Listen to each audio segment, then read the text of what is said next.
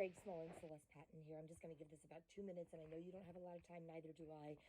Sir, I don't know why I felt so compelled to even share this with you. A lot of people are wanting to know, the rest of the story and more details and stuff, but maybe it was because you were from San Luis Obispo, or I don't know, sir, but I was a foster parent with Jackson County for 10 years, sir. I had a hand in raising 28 little ones, and I was a billet parent for the hockey team for 7 years, and there's the one I birthed, my greatest earthly blessing ever, mother's dream. There she just married this young man, Dylan, the only man she's ever been with romantically, sir, and graduated Cascade Christian High School. It was Ken Patton and I that I was married to at the time when we became foster parents. And we got married on a cruise to Mexico. And just, listen, I can do without adults, but these kids are just, what a blessing, right? And so I worked in the stock market 17 years, and then decided as a second career I was going into law enforcement, and that's when things went awry. But it was those very licenses that I had in my wallet on my person when the officers were saying, "You weren't a foster parent, Patton. You were going to try and take a bit," It went terrible, and I don't understand. But then it got too far too quick that they had to start covering it up and concealing and conspiring, and that's what the FBI is calling it. And it's just, trust me, it's devastating to me. It's absolutely devastating. But I want to show you here. So Detective Tony Young, he was just so flippant in his different reports, but here it says he's just writing, oh yeah, she said something about DHS employee and or foster parent or something with the nurse there. Those are very different things, and yes, I absolutely was a foster parent with Jackson Kids. All I had told the nurse there at the front of the birthing center, and then, it's interesting because it was right after I had been raped here. I was in the hospital. Here's my hospital report, and even this nurse got it correct that said I had told her that I used to be a DHS foster parent. I was a foster parent with Jackson County, and, had a history of anxiety now through all of this, but this is the day that I had been raped, and that's the very day I got arrested, as I was handcuffed and shackled now to the gurney at the hospital, male officers all flooding the foot of my bed. But, Tony Young, yes, absolutely, here in his police report, he says that it appeared that I was incoherent, and he began to speak with me. And then he goes on, this is so sad, then he goes on to say that maybe under the influence and nodding up, but hold on. It says right here in that same day that I was absolutely alert and awake, and, of course I wasn't, but incoherent. But I was incoherent because they sedated me so heavily at the hospital, because apparently I got very agitated. Of course I did. I was there because I had been raped. I was supposed to be having a sane exam, and now I'm being arrested for attempted kidnapping. It just unbelievable. So then he just, like I said right here, just referred it to the district attorney's office for prosecution. He said I did come to for a moment and asked, why am I here? What are my charges? I mean, it's just, can you imagine that? I mean, our constitutional rights absolutely verified that we can be awake for our, interview and know what our rights are, or know what our charges are. Another thing that's very crucial here is that when you said I pleaded no contest, sir, that was for a very particular reason.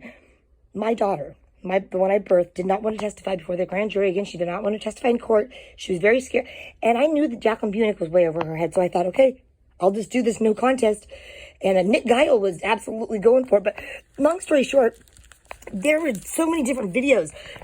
Lieutenant Greg Bruce came down into the jail, took a half an hour interview. We have not been able to get that released. We did all the proper, requests and things. There she is again, Jacqueline Bunick, asking that report be released. And that's what happened with Jacqueline Bunick too. She did not follow things through to completion, and nobody's going to fight for me like me. And so anyway, I went to the governor. I've done my full pardon, clemency, all of those things. You'll see all that. But this is why I did the no contest, because I needed to be able to fight for myself. And here you go. This is, again, third request asking Greg Bruce at the Central Point PD, because it's all true. I had been falsely arrested 24 times when this is all said and done. It's just unbelievable. But let me show you something a little bit more clear here. So here's some evidence of the different brutality, doggone it. And that's from Nathan Sickler himself. Bless his heart. My heart is broken, but no one seemed to care. I've had 3 surgical procedures, sure, from the officers that were telling me to shut the F up and drop those allegations, quit saying that about their fellow officers, blah, blah, blah. I had my tooth busted out in the SHU-1 in the phone position, where I could see that phone for 23 hours a day and not be able to call my girl. I was caged as an animal. As a very innocent woman, I have 2 full discs from the hospital. I've had a stroke now recently at 44 years old. As you can imagine, this all played a huge role in my health. Here we are when this is what Nathan Sickler did to me, sir. There I am, bandaged up. That was my first false arrest, transported imprisonment, and there in the jail, bandaged up. And then I get out and go straight to the hospital. I had a post-altercation. I was sitting in a chair, the mild tissue swelling, and so like I said, I've had 3 surgical procedures already because of all of this nonsense. But, you know, then they went as far as to try and say my daughter said that I was going to take the baby. The only thing that ever got said was, Tori said, well, Mom, if they need you to take the baby, which I, well, if they needed me to, honey. And so then, of course, she texts right away, and they twisted her words, and they guiled it on. But this is my daughter, who they had as their cue. I never said you tried to take a baby. All I said is I didn't know what you did when I left, because we came in 2 separate cars because she was an adult. She met me there, but this is key, and this is what you were looking for, this exact verbiage. Look, I was willing to give my life for this. I almost did, sir, but so here it is. This is heartbreaking to me. It's all heartbreaking. The witness statement, different things, but this couldn't be any clearer. Gosh, right there again. I was criminal impersonation. How am I impersonating? Because I told someone that I used to be a foster parent in Jackson County for 10 years. But this is it right here. I mean, this is his very lengthy Detective Tony Young. I mean, could it be more clear, sir? Celeste Patton. So somehow I resurfaced again, still incoherent. So, mind you, I had left the hospital. That's what I'm trying to figure out, where my body was for upwards of 12 hours there between the hospital and now. But yes, you can imagine, sir. I'll slow down. I have PTSD severely now. You can't even. I had already been now demanded to be strip searched naked, had my mugshot taken, fingerprinted, all incoherent, sir.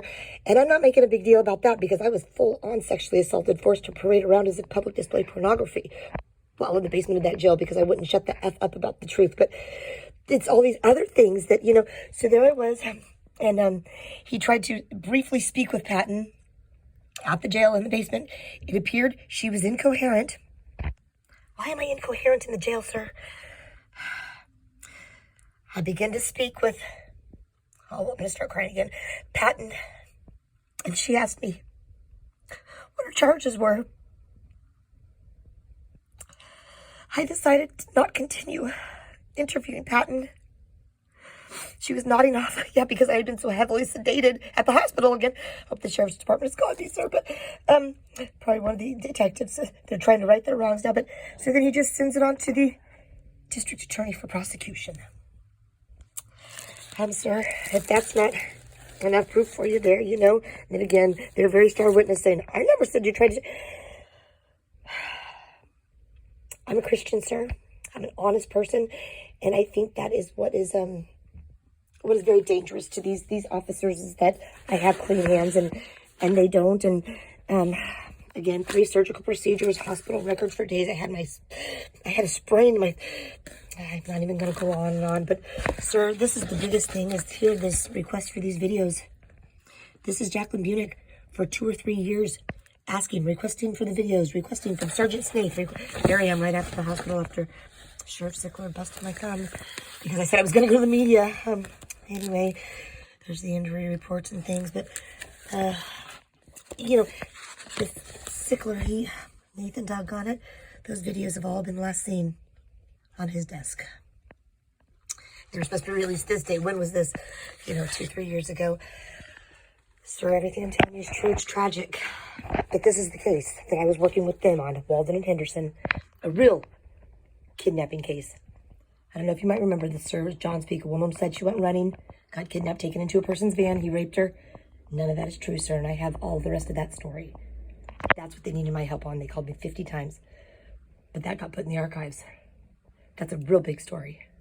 But what happened to me is not right on any level. It's tragic. I'm just talking to you as a human being. It's nearly cost me my life. It's been devastating. And, you know, stock market, 17 years. They've gone to great lengths to discredit me. But, you know, greater is he that is in me than he that is in this world. And law enforcement, but they're still my heroes. But I'm just going to be super revamping, sir. Thank you.